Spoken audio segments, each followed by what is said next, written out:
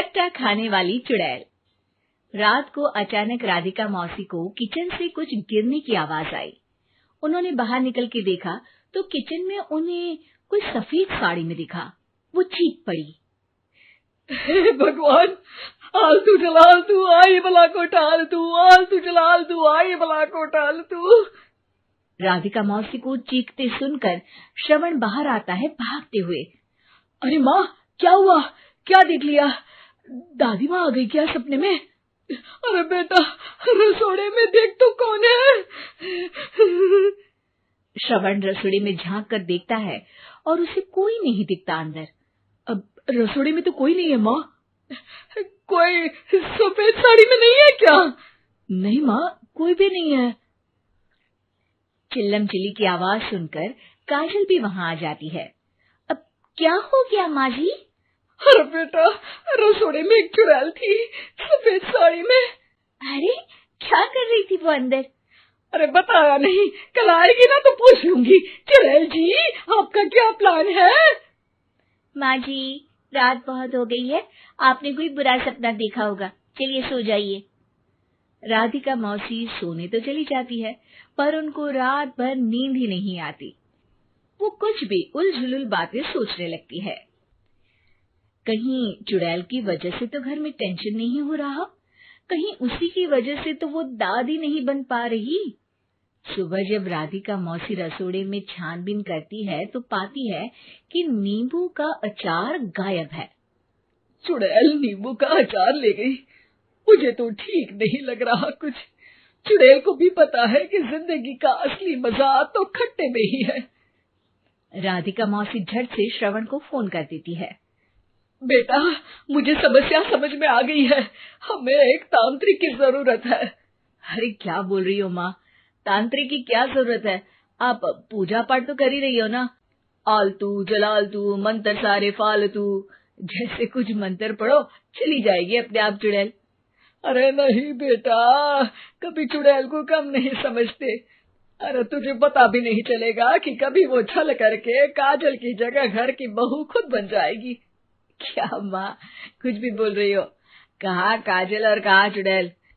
वैसे एक बात बताओ, काजल को अगर गाने के लिए बोल देना तो चुड़ैल काजल की आवाज सुनकर घर तो क्या, धरती लोग छोड़कर चली जाएगी। तुम ना पढ़े लिखे बच्चे हर चीज को मजाक समझते हो। तुम रहने दो, मैं खुद ही तांत्रिक को बुला लेती हूँ। अच्छा सुन, शाम को इमली लेके आना। क्या है कि चटनी खाए बहुत दिन हो गए है ना। नहीं माँ, इमली तांत्रिक से ही मंगवा लो ना, आटा वगैरह भी उसी से पिसवा लेना।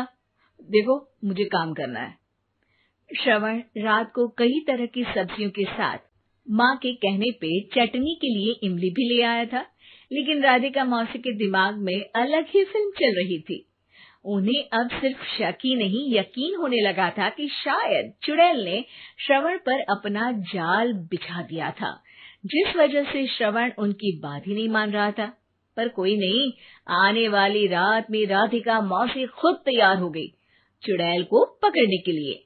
रुद्राक्ष की माला, तुलसी का पत्ता, हनुमान चालीसा सब हाथ के पास ही था, बस चुड़ैल का इंतजार था। और जैसा राधिका मौसी ने सोचा था वैसा ही हुआ। वो चुड़ैल उस रात भी आई, पर वो राधिका मौसी से तेज निकली और राधिका मौसी के उससे पकड़ने के पहले ही वो भाग खड़ी हुई। जरूर बहू पे साया है उस चुड़ैल का, तभी तो श्रवण के कमरे में गई है। और अगली सुबह राधिका मौसी पिछली रात हुए हमले में किन चीजों का नुकसान हुआ उसका हिसाब लगा रही थी। उनके खेमे से एक आम के अचार की शीशी भी गायब हो चुकी थी और वो इमली भी जो कल श्रवण लेकर आया था। राधिका मौसी इस बारे में सोच ही रही थी कि श्रवण जल्दी से रसोड़े में आकर दवाइयों की पोटली ढूंढने लगता है।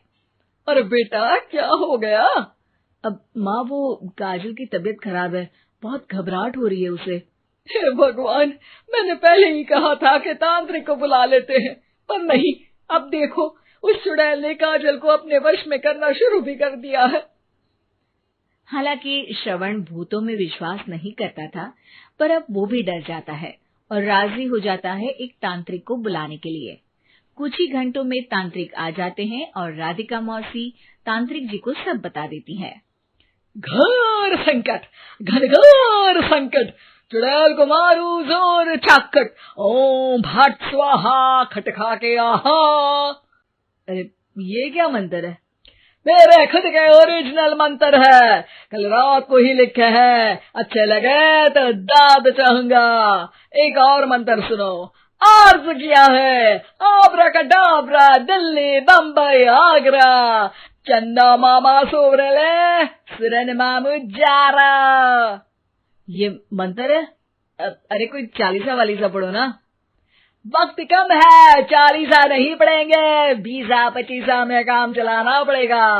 अलग निरंजन जाके लंदन, मुफ्त का मंजान घिस मेरे नंदन। अरे जल्दी करो तांत्रिक जी, जल्दी करो। तांत्रिक अपने उल झलूल मंत्र पढ़ने लगता है। श्रवण को तांत्रिक पे शक होता है।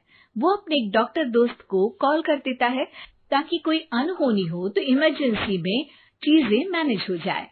तांत्रिक धुनी रमाता है, जिसकी वजह से कमरे में काफी धुआं हो जाता है और जिसकी वजह से बहू की घबराहट बढ़ जाती है। अब भागेगी चुड़ैल। हाँ।